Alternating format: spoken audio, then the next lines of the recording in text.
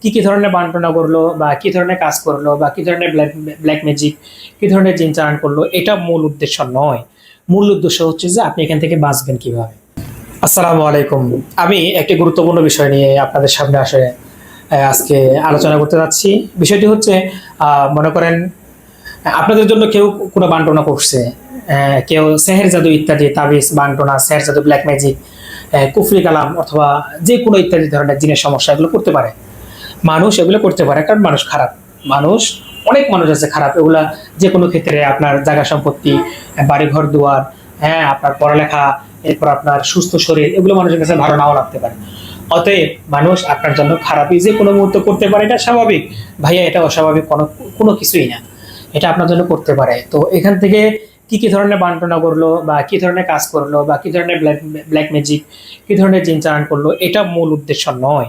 মূল উদ্দেশ্য হচ্ছে যে আপনি এখান থেকে বাঁচবেন কিভাবে, এই মানুষের এই সমস্ত খারাপিগুলো থেকে আপনি বাঁচবেন কিভাবে। এখান থেকে বাঁচার জন্য দুইটা উপায়।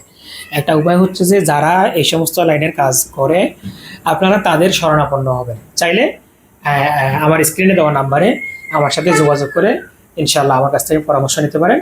চেষ্টা করব কোরআন অনুযায়ী, সহিভাবে, সহি আকীদা অনুযায়ী কোনো কিছু পরামর্শ দিতে আপনাদেরকে ইনশাআল্লাহ। তো এর পরবর্তী যেটা বিষয়, দ্বিতীয় নম্বর উপায় যেটা, সেটা আপনারা ঘরে বসেই কিছুটা করতে পারবেন। এটার জন্য ভাই আপনাদেরকে কিছু আমল শিখতে হবে।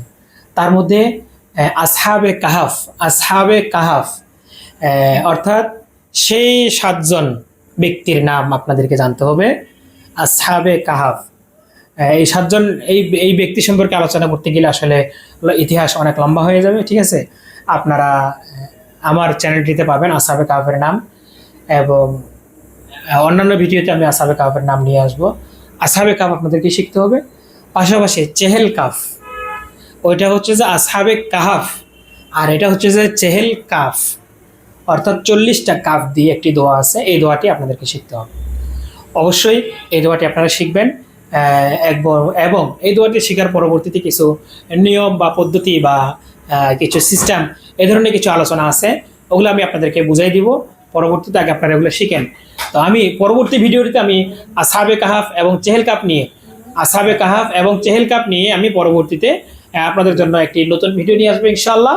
তো পাশে থাকবেন ইনশাআল্লাহ, দোয়া রাখবেন। আসসালামু আলাইকুম।